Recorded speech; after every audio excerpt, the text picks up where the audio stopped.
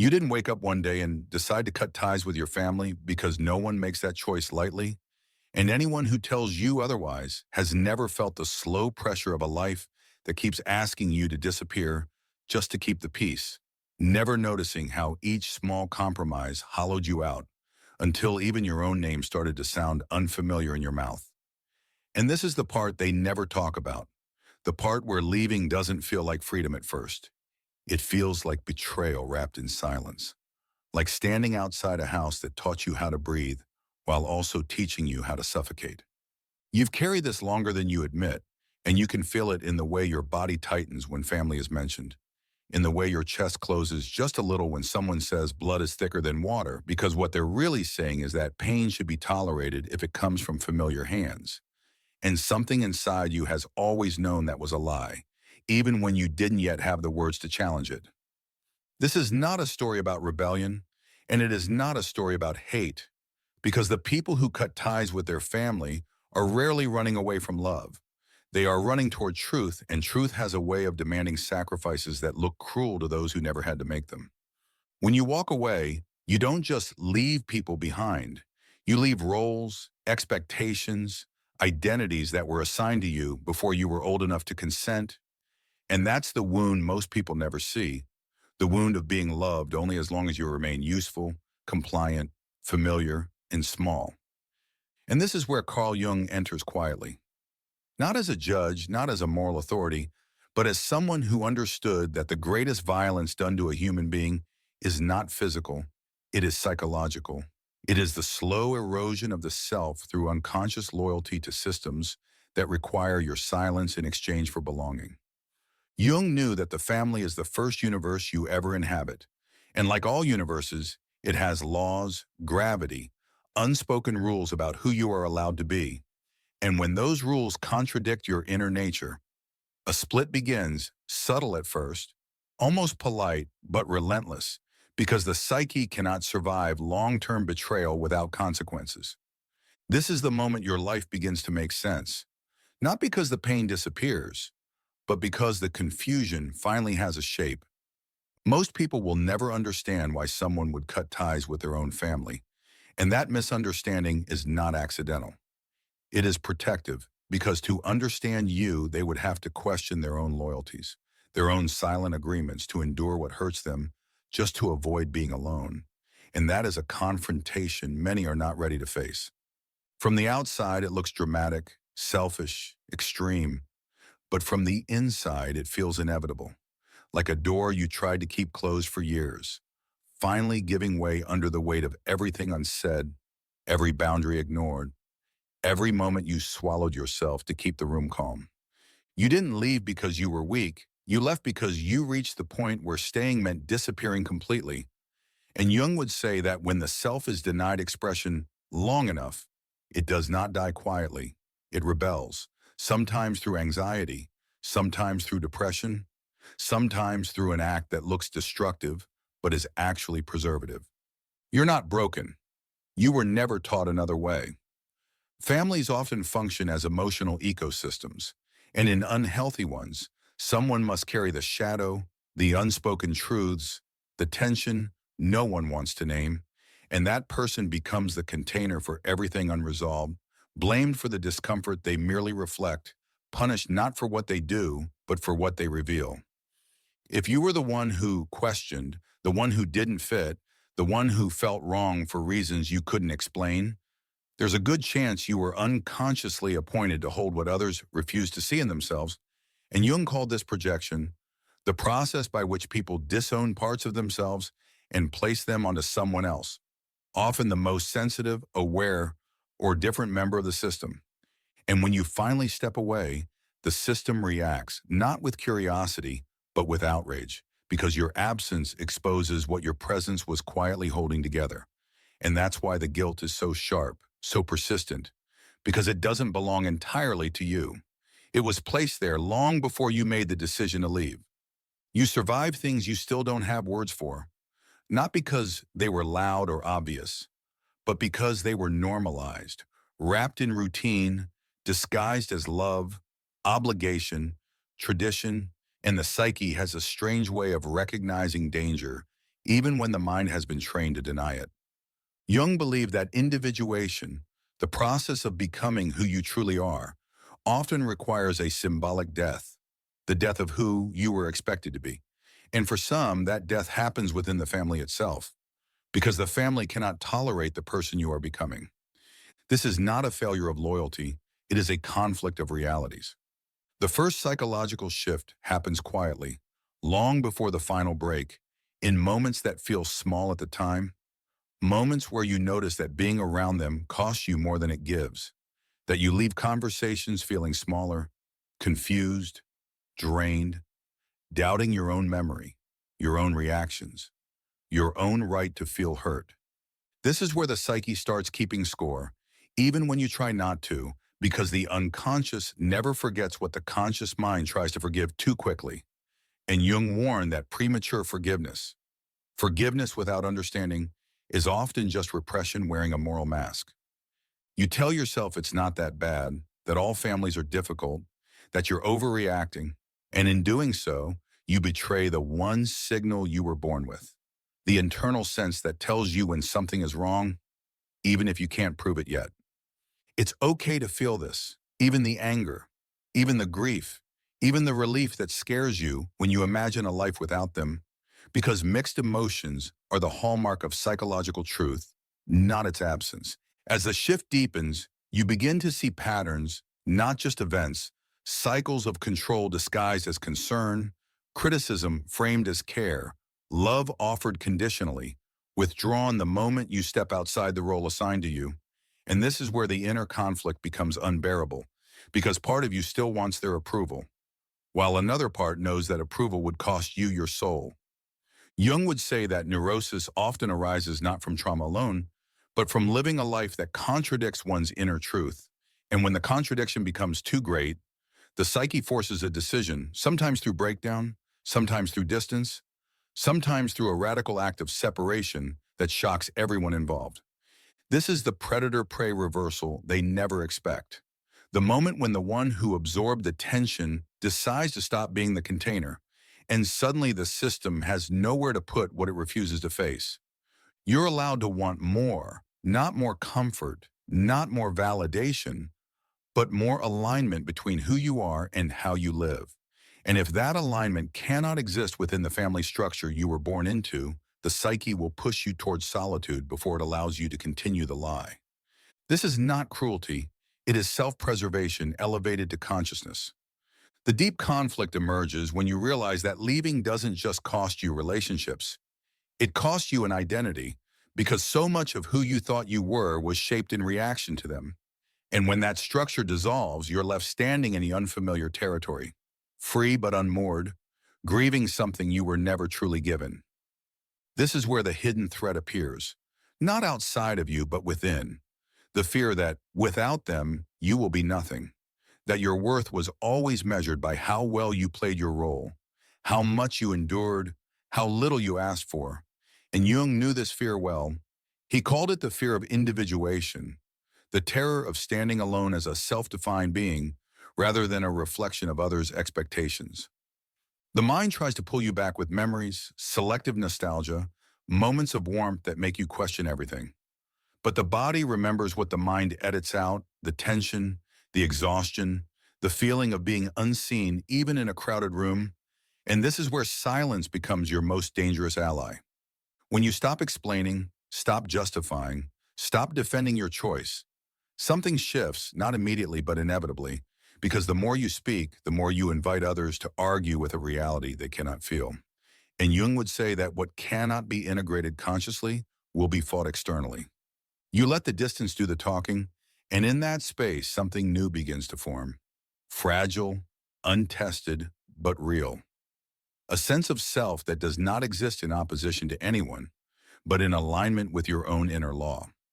They may call you ungrateful, cold, selfish, broken, but these are the names given to those who refuse to carry what was never theirs to begin with. And the moment you stop absorbing those projections, the power dynamic shifts because every system depends on someone willing to suffer silently. You are no longer that person. And in the quiet aftermath, when the noise fades and the guilt loosens its grip just enough for you to breathe, you begin to understand that this was never about abandoning them. It was about finally choosing not to abandon your health. What no one tells you is that after you leave, after the door finally closes and the noise dies down, the real work begins. Not the dramatic kind, not the kind people romanticize, but the slow, unsettling task of meeting yourself without the familiar pressure of being watched, corrected, judged, or pulled back into a role you never consciously chose. This is where the core revelation surfaces, quietly but relentlessly. The realization that much of what you call guilt was never guilt at all. It was conditioning, installed early and reinforced often, teaching you that separation equals cruelty, that autonomy equals betrayal, that choosing yourself is somehow an act of violence against others. But when you sit with it long enough, when the silence stretches and nothing bad happens, when the world doesn't collapse because you stopped answering the phone, something shifts, and you begin to notice how your nervous system starts to settle, how your thoughts become clearer, how decisions feel lighter, not easier, but cleaner, as if you're no longer negotiating with invisible judges every time you breathe. This is where many people begin to doubt themselves again, because peace can feel unfamiliar when chaos was normalized. And the mind trained in survival sometimes mistakes calm for danger simply because it lacks precedent.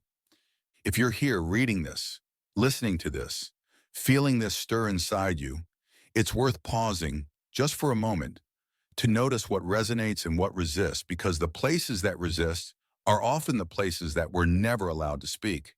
You're not imagining this. There is a difference between loneliness and solitude, and the one you step into after cutting ties is often misnamed by those who fear it most. Because solitude forces reflection, and reflection exposes patterns that were easier to ignore when surrounded by noise. If this resonates, if you recognize yourself in this quiet reckoning, allow yourself to stay with it, to reflect, to observe, and if you feel compelled to return here, to follow this thread further, let it be because something inside you recognizes itself, not because you're seeking permission from anyone else. The emotional micro moments come unexpectedly, not in grand realizations, but in ordinary situations. A holiday that arrives without the usual tension, a decision you make without rehearsing explanations, a conversation where you don't feel the need to perform or translate yourself into something more acceptable. And then there are the harder moments, the ones that catch you off guard, a smell, a phrase, a song that pulls you back into a memory that feels warmer than you remember it being. And for a moment, doubt creeps in, whispering that maybe you overreacted, maybe it wasn't that bad, maybe you should try again. This is where emotional honesty becomes crucial, because longing does not erase harm, and missing someone does not automatically mean they were safe for you. It simply means you are human, wired for connection, even when that connection cost you deeply. You survive things you still don't have words for, and the absence of language does not invalidate the experience. It only means it happened in places too early, too subtle, or too normalized to be named at the time. There will be moments when you envy people who can call their families freely, who move through those bonds without fear or calculation, and that envy can coexist with your truth without canceling it. Because grief is not a sign of regret. It is a sign that something mattered, even if it couldn't continue in its original form.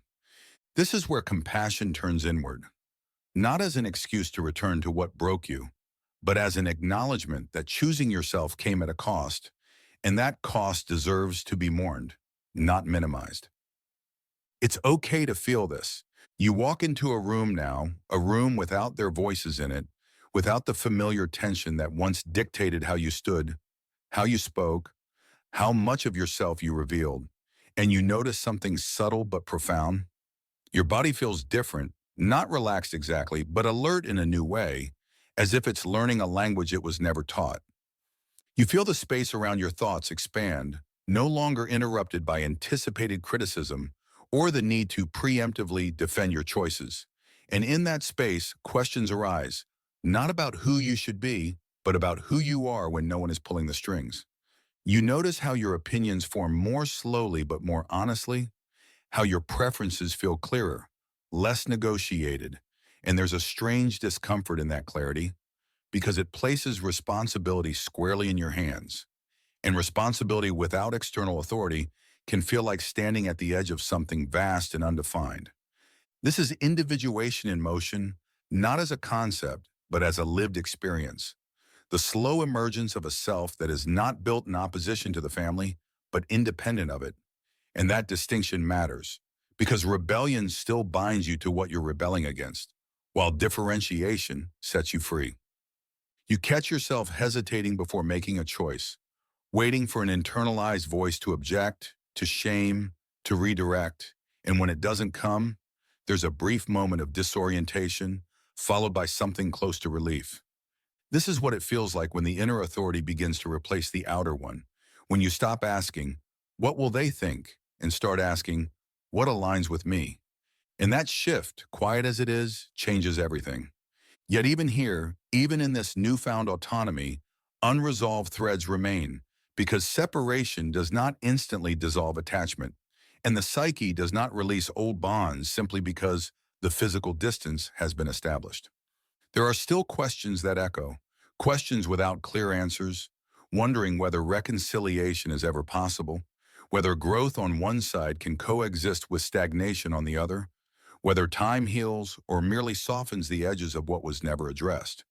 You may notice a growing sensitivity to other relationships, an intolerance for dynamics that mirror what you left behind, a heightened awareness of manipulation, guilt, and unspoken contracts. And this awareness can feel isolating, because once you see these patterns, you cannot unsee them. This is the price of consciousness, and it can make you feel out of sync with a world that still glorifies endurance over authenticity, loyalty over truth, and silence over self-respect. But beneath that discomfort is a quiet confidence forming, not loud, not performative, but steady. The kind that doesn't need validation because it is anchored in lived experience rather than borrowed approval. You're not broken. You were never taught another way. And as you stand here between what was and what is still unfolding, one thing becomes clear. The decision to leave was not the end of the story. It was the threshold. And beyond it lies a confrontation, not just with your family's shadow, but with your own. And that is where the final transformation waits. There is a moment, subtle but irreversible, when you realize that distance didn't just protect you from them. It exposed parts of you that were buried so deeply you mistook their silence for absence. And this realization doesn't arrive with relief. It arrives with weight because now there is no one left to blame, no system left to react against. Only you standing face to face with the self that was postponed. This is the rhythm break they never warn you about.